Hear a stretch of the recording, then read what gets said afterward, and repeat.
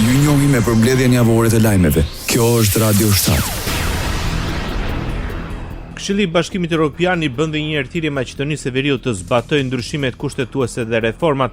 Këshilli mirëpret faktin që integrimi evropian mbetet një objektiv strategjik dhe I bën thirrje të intensifikojë përpjekjet për të çuar përpara reformat që lidhen me BE-n.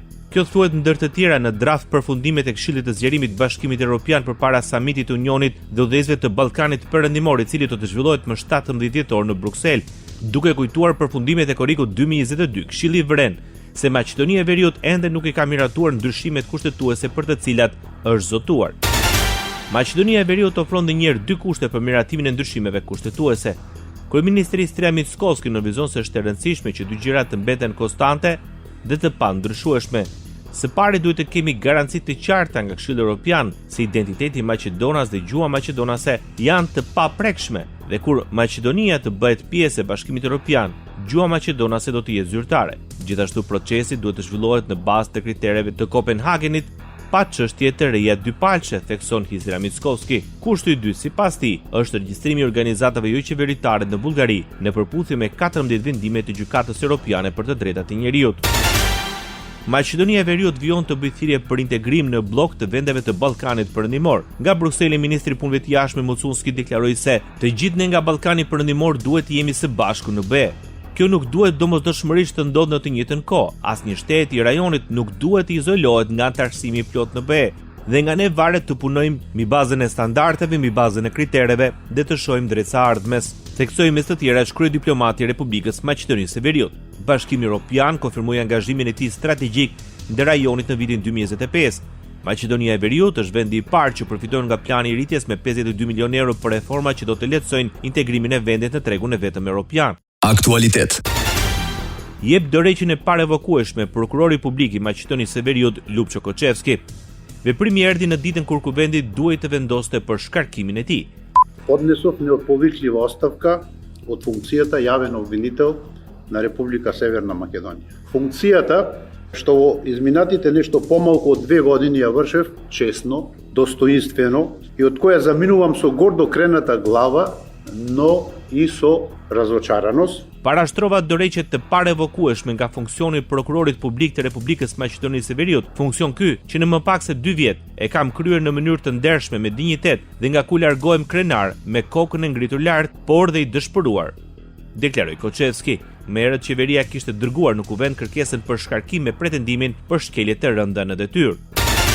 Prokuroria e Maqedonisë së Veriut heton keqpërdorimet në Ministrinë e Bujqësisë. Dërgohet për kallëzim penal ish ministri I Bujqësisë Lupço Nikolovski. Mbi të rëndon akuza për keqpërdorim të pozitës zyrtare.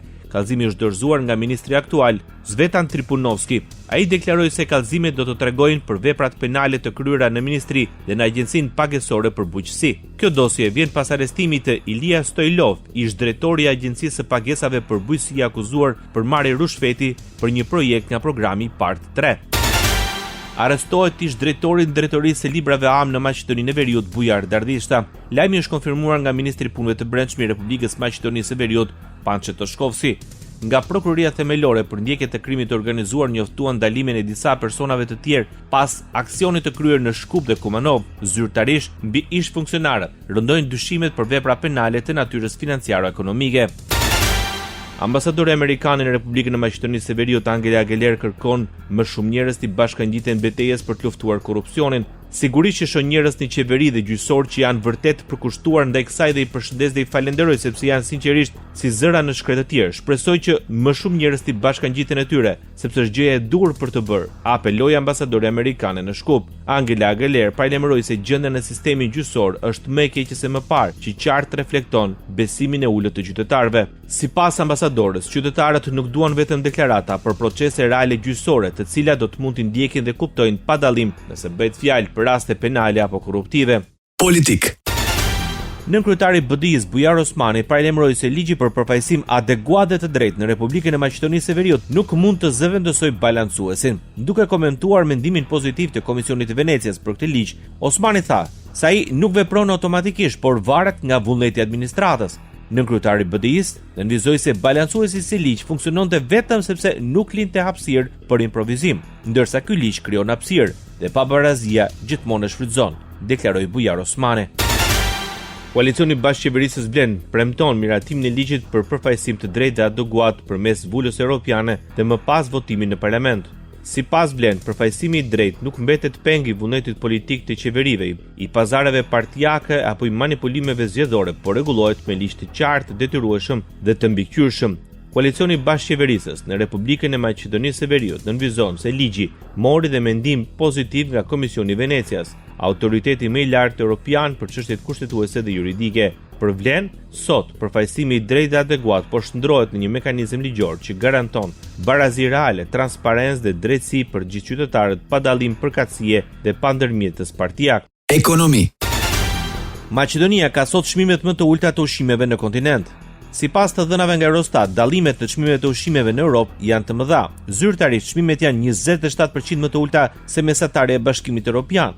Çmimet e ulta të ushqimeve janë karakteristike e Europës juglindore dhe Ballkanit Perëndimor, kështu që Turqia, Bosnjë-Hercegovina, Malezi dhe Bullgaria janë gjithashtu dukshëm nën mesatare brenda BE-s, ndërsa Rumania është në situatën më të favorshme. Ushqimi përfaqëson një nga shpenzimet më të mëdha për familjen europiane me një mesatare prej 11.9% të konsumit total në Bashkimin Evropian, ndërsa në vende si Rumania, kjo pjesë rritet në 20%.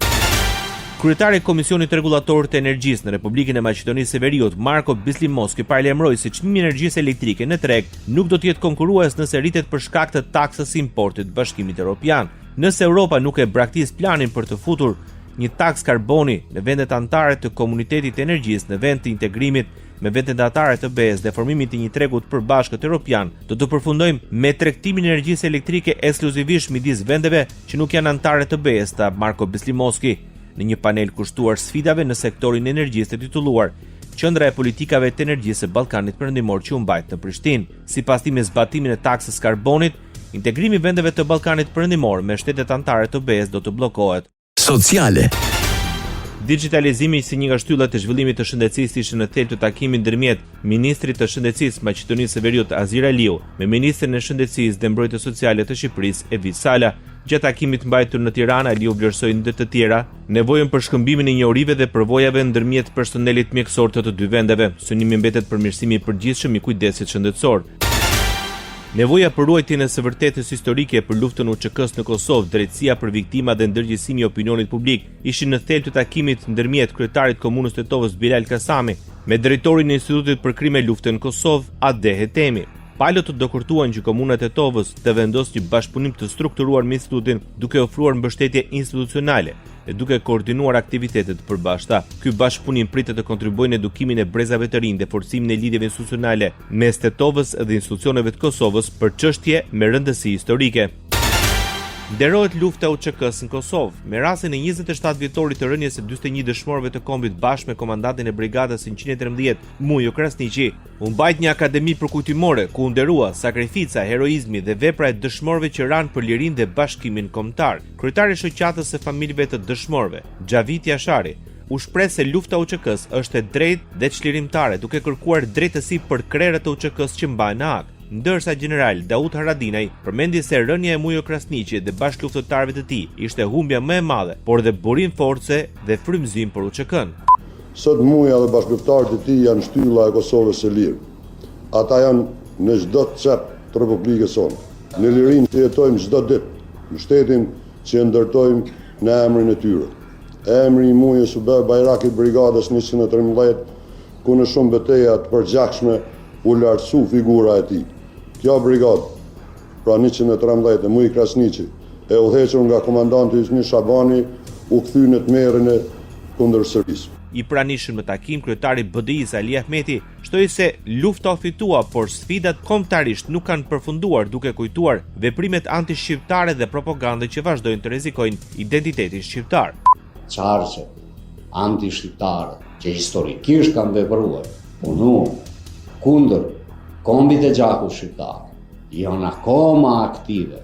Dhe kjo po shifet në të gjithë proceset e brenda 20 viteve që kanë ndodhur, procese që për bazë kanë të tërë propagandën dhe shpifjet që i ka bërë Rusia dhe Beogradi, politika slave për zhdukjen e identitetit shqiptar. Shqiptarët përbëjnë shumice në 21.2% komunave në Maqedoninë e Veriut. Sipas të dhënave zyrtare të regjistrimit të popullsisë të vitit 2021, nga 80 komuna shqiptarët janë një grup etnik shumicëtuese në 17 prej tyre të vendosura kryesisht në pjesën perëndimore dhe verilindore të vendit. Sipas të regjistrimit të popullsisë të vitit 2021, shqiptarët në Maqedoninë e Veriut numërojnë gjithsej 619.187 shtetas ose rreth 29.52% e popullsisë përgjithshme të regjistruar si rezident dhe jo rezident. Komuna me shumicë shqiptare listohen Zhelina, Likova, Bogovina, Haraqina, Saraj, Tearca, Vrapçishti, Tetova, Studeniçani, Gostivari, Bërvenica, Dibra, Çajeri, Struga, Kërçova, Çashka dhe Dollneni. Ndoqet për mbledhjen javore të lajmeve. Kjo është Radio 7, zëri pozitiv i qytetit.